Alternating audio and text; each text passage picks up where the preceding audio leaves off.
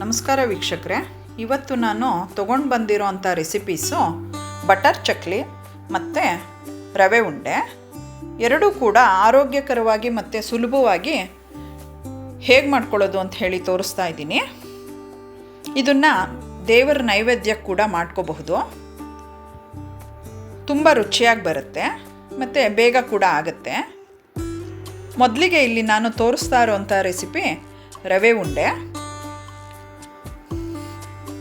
2 ಕಪ್ಪು ಚಿರೋಟಿ ರವೆ ತೊಗೊಂಡಿದ್ದೀನಿ. 1 ಕಪ್ಪು ಕೊಬ್ಬರಿ ತುರಿ ತೊಗೊಂಡಿದ್ದೀನಿ. ಕೊಬ್ಬರಿನ ತುರ್ಕೊಂಡು ಮಿಕ್ಸಿಲಿ ಪುಡಿ ಮಾಡಿ ಇಟ್ಕೊಂಡಿದ್ದೀನಿ. ಮತ್ತು 1.5 ಕಪ್ಪು ಸಕ್ಕರೆ, ಗೋಡಂಬಿ ದ್ರಾಕ್ಷಿ ಸ್ವಲ್ಪ, ಅರ್ಧ ಕಪ್ ಹಾಲು, ಸ್ವಲ್ಪ ಲವಂಗ, 6 ಸ್ಪೂನಷ್ಟು ತುಪ್ಪ, ಏಲಕ್ಕಿ ಪುಡಿ.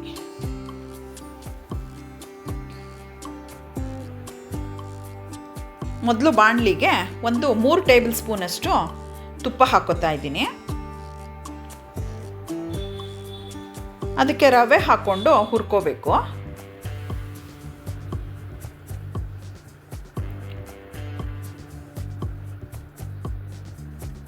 ರವೆ ಘಮ್ಮಂತ ಸ್ಮೆಲ್ ಬರಬೇಕು, ಅಲ್ಲಿವರೆಗೂ ಹುರ್ಕೋಬೇಕು ನೀವು.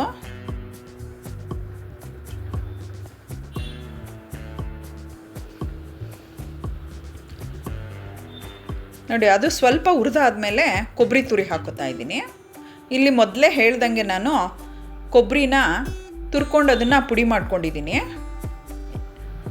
ಅದು ಪುಡಿ ಮಾಡಿ ಹಾಕೋದ್ರಿಂದ ಚೆನ್ನಾಗಿ ಕೂರುತ್ತೆ ಉಂಡೆ ಕಟ್ಟಬೇಕಾದ್ರೆ. ನೋಡಿ, ಕೊಬ್ಬರಿ ಎಲ್ಲ ಚೆನ್ನಾಗಿ ಸ್ಮೆಲ್ ಬರುತ್ತೆ. ನಾವು ಹುರಿದಷ್ಟು ಅದು ಚೆನ್ನಾಗಿ ಸ್ಮೆಲ್ ಬರುತ್ತೆ. ಆಗಿದೆ ಇದು. ಈಗ ಸಕ್ಕರೆ ಹಾಕ್ತಾಯಿದ್ದೀನಿ. ಇಲ್ಲೊಂದು ಅಂಶ ಗಮನಿಸಬೇಕಾಗಿರೋದೇನು ಅಂದರೆ, ಸ್ಟವ್ ಆಫ್ ಮಾಡಿದ್ಮೇಲೆ ಸಕ್ಕರೆ ಹಾಕಬೇಕು. ಸಕ್ಕರೆ ಹಾಕಿಬಿಟ್ಟು ಮಿಕ್ಸ್ ಮಾಡ್ಕೊತಾ ಇದ್ದೀನಿ. ಈಗ ಏಲಕ್ಕಿ ಪುಡಿ ಹಾಕ್ತಾ ಇದ್ದೀನಿ. ಎಲ್ಲನೂ ಚೆನ್ನಾಗಿ ಕೈ ಆಡಿಸ್ಕೋಬೇಕು.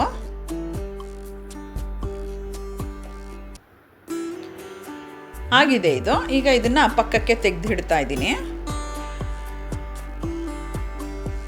ಮತ್ತು ಒಂದು ಪಾತ್ರೆಗೆ ತುಪ್ಪ ಹಾಕೋತಾ ಇದ್ದೀನಿ. 3 ಟೇಬಲ್ ಸ್ಪೂನಷ್ಟು ಹಾಕೋತಾ ಇದ್ದೀನಿ.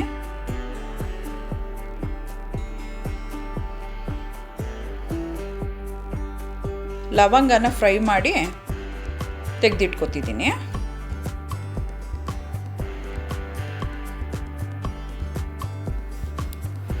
ಫ್ರೈ ಆಗಿರೋ ಲವಂಗನ ರವೆಗೆ ಮಿಕ್ಸ್ ಮಾಡ್ತಾ ಇದ್ದೀನಿ.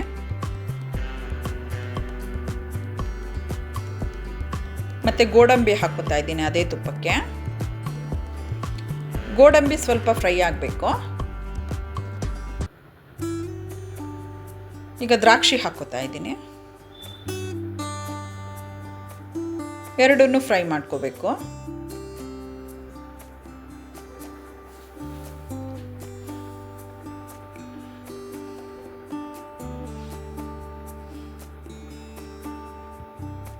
ನೋಡಿ, ಇದಾಗಿದೆ.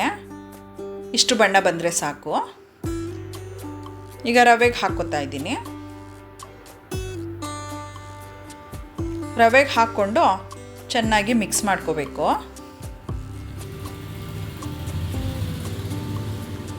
ನೋಡಿ, ಇದರಲ್ಲೇ ಈ ಬಿಸಿಗೆ ಸಕ್ಕರೆ ಸ್ವಲ್ಪ ಕರಗುತ್ತೆ. ಈಗ ಅರ್ಧ ಕಪ್ ಹಾಲಲ್ಲಿ ನಾನು 1/4 ಭಾಗ ಹಾಕ್ತಾ ಇದ್ದೀನಿ.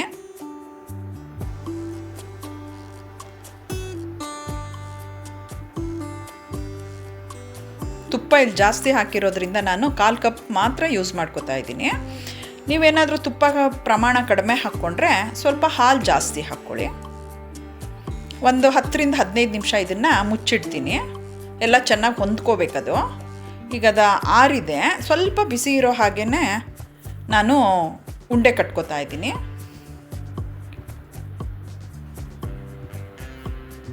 ನೋಡಿ, ಉಂಡೆ ಎಷ್ಟು ಚೆನ್ನಾಗಿ ಬರ್ತಾ ಇದೆ. ಮತ್ತು ಹಾಲೆಲ್ಲ ಹಾಕ್ಕೋತಾ ಇಲ್ಲ ನಾನು. ಮೊದಲೇ ಎಷ್ಟು ಹಾಕ್ಕೊಂಡಿದ್ನೋ ಅಷ್ಟು ಮಾತ್ರ ಹಾಕ್ಕೊಂಡಿರೋದು. ನೋಡಿ, ಉಂಡೆ ಎಲ್ಲ ಚೆನ್ನಾಗಿ ಕೂರ್ತಾ ಇದೆ. ಚೆನ್ನಾಗಿ ಕಟ್ಕೋಬಹುದು. ನಾನಿಲ್ಲಿ ಮೀಡಿಯಮ್ ಸೈಜ್ ಕಟ್ಕೋತಾ ಇದ್ದೀನಿ. ನಿಮಗೆ ಎಷ್ಟು ದಪ್ಪ ಬೇಕೋ ಆ ಸೈಜ್ ನೋಡ್ಕೊಂಡು ಕಟ್ಕೊಳ್ಳಿ. ನೋಡಿ, ತುಂಬ ರುಚಿಯಾಗಿದೆ ಮತ್ತು ಮೃದುವಾಗಿದೆ. ಮನೆಯಲ್ಲಿ ಮಕ್ಕಳು ದೊಡ್ಡವರು ಎಲ್ಲ ಇಷ್ಟಪಟ್ಟು ತಿಂತಾರೆ. ಈ ರೆಸಿಪಿನ ನೀವು ಮಾಡಿಕೊಂಡು ನನಗೆ ಕಮೆಂಟ್ ಮಾಡಿ ತಿಳಿಸಿ ಹೇಗೆ ಬಂದಿದೆ ಅಂತ ಹೇಳಿ.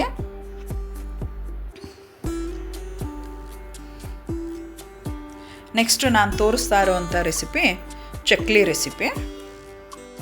ಮೊದಲಿಗೆ ಇಲ್ಲಿ ನಾನು ನೀರು ಬಿಸಿಯಾಗೋದಕ್ಕೆ ಇಟ್ಕೊಂಡಿದ್ದೀನಿ. ಈ ಗ್ಲಾಸಲ್ಲಿ 3 ಗ್ಲಾಸು ನಾನು ಅಕ್ಕಿ ಹಿಟ್ಟು ತೊಗೊಂಡಿದ್ದೀನಿ ಮತ್ತು 4 ಗ್ಲಾಸಲ್ಲಿ ನೀರು ಕಾಯಿಸ್ಕೊತಾ ಇದ್ದೀನಿ. ಈಗ ಅದಕ್ಕೆ ಒಂದು 5 ಟೇಬಲ್ ಸ್ಪೂನಷ್ಟು ಬಟರ್ ಹಾಕ್ತಾ ಇದ್ದೀನಿ.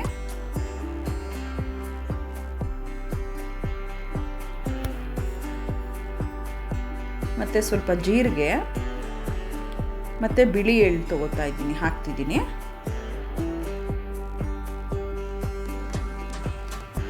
ಮತ್ತು ರುಚಿಗೆ ತಕ್ಕಷ್ಟು ಉಪ್ಪು. ನೋಡಿ, ನೀರು ಕುದೀತಾ ಇದೆ. ಈಗ ಅಕ್ಕಿ ಹಿಟ್ಟು ಹಾಕ್ತಾ ಇದ್ದೀನಿ.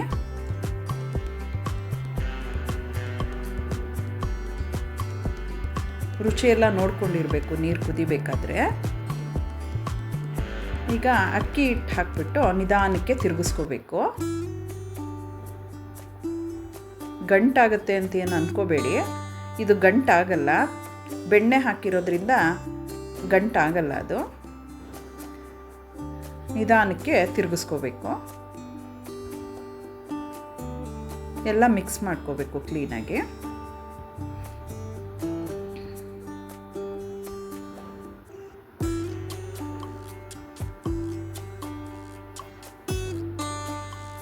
ನೋಡಿ, ಇದು ಮಿಕ್ಸ್ ಆಗಿದೆ. ಈಗ ಇದನ್ನು ಪಕ್ಕಕ್ಕೆ ತೆಗೆದಿಡ್ತಾ ಇದ್ದೀನಿ. ಅದು ಸ್ವಲ್ಪ ಹೊತ್ತು ಬಿಡಬೇಕು. ಮತ್ತು ಸ್ವಲ್ಪ ಆರಿದೆ ಈಗ ಅದು. ಅದನ್ನು ಮತ್ತೆ ಮಿಕ್ಸ್ ಮಾಡ್ತಾ ಇದ್ದೀನಿ ನಾನು. ಈಗ ಚೆನ್ನಾಗಿ ಮಿಕ್ಸ್ ಮಾಡ್ಕೋಬೇಕು.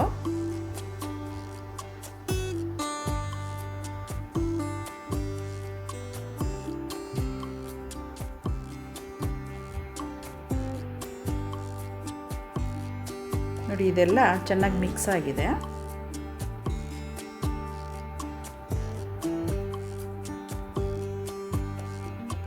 ಚಕ್ಲಿ ಹಿಟ್ಟನ್ನೀಗ ಎಲ್ಲ ಕಲಸಿಟ್ಕೊಂಡಿದ್ವಲ್ಲ, ಈಗ ಸ್ವಲ್ಪ ಸ್ವಲ್ಪ ತೊಗೊಂಡು ಅದನ್ನು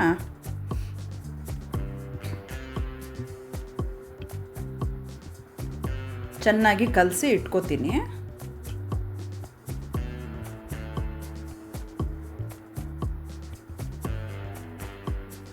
ನೋಡಿ, ಈ ಥರ ಕಲಸಿ ಇಟ್ಕೊಂಡು ಚಕ್ಲಿ ಒಳ್ಳೆ ತೊಗೋಬೇಕು. ಈ ಥರ ಸ್ಟಾರ್ ಇರೋದನ್ನು ಹಾಕ್ಕೊಂಡಿದ್ದೀನಿ ನಾನು ಬಿಲ್ಲೆ ಚಕ್ಲಿ ಒಳಗೆ. ಈಗ ಸ್ವಲ್ಪ ಎಣ್ಣೆ ಹಾಕ್ಕೋತಾ ಇದ್ದೀನಿ.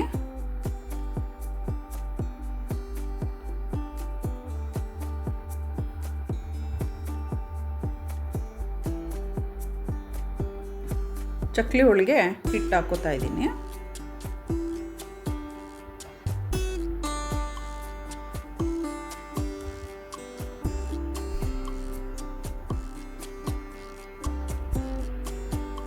ನೋಡಿ, ನಿಧಾನಕ್ಕೆ ಚಕ್ಲಿ ಒತ್ಕೋತಾ ಇದ್ದೀನಿ.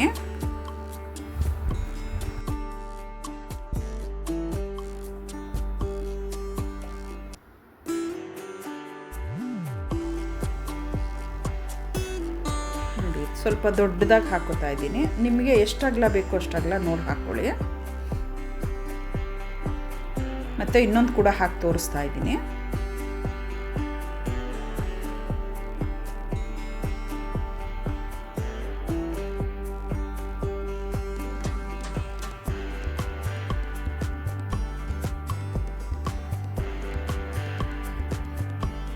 ಇದಾಗಿದೆ. ಈ ಥರ ಒತ್ಕೊಂಡಿದ್ದೀನಿ. ಈಗ ಎಣ್ಣೆ ಕಾಯ್ದಿದೆ. ಕಾಯ್ದಿರೋ ಎಣ್ಣೆಗೆ ಹಾಕ್ತಾ ಇದ್ದೀನಿ.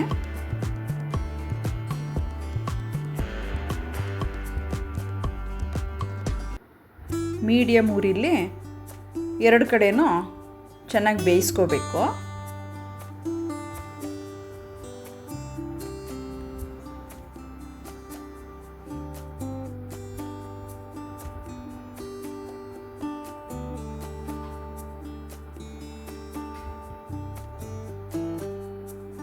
ನೋಡಿ ಬಬಲ್ಸ್ ಎಲ್ಲ ಕಡಿಮೆ ಆಗಿದೆ, ಬೆಂದಿದೆ ಅಂತ ಅರ್ಥ. ತೆಕ್ಕೋತಾ ಇದ್ದೀನಿ ಈಗ.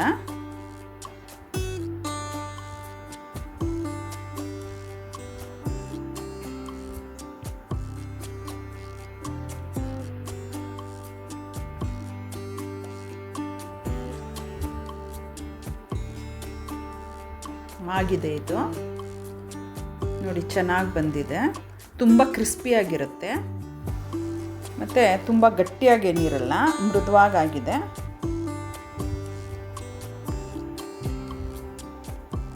ನೀವು ಈ ರೆಸಿಪಿನ ಮನೇಲಿ ಮಾಡಿಕೊಂಡು ನನಗೆ ಕಮೆಂಟ್ ಮಾಡಿ ತಿಳಿಸಿ ಹೇಗೆ ಬಂದಿದೆ ಅಂತ ಹೇಳಿ. ಮತ್ತು ನನಗೆ ಸಪೋರ್ಟ್ ಮಾಡಿ, ನನ್ನ ಚಾನಲ್ಗೆ ಸಬ್ಸ್ಕ್ರೈಬ್ ಆಗಿ, ಲೈಕ್ ಮಾಡಿ, ಶೇರ್ ಮಾಡಿ, ಕಮೆಂಟ್ ಮಾಡಿ. Thank you.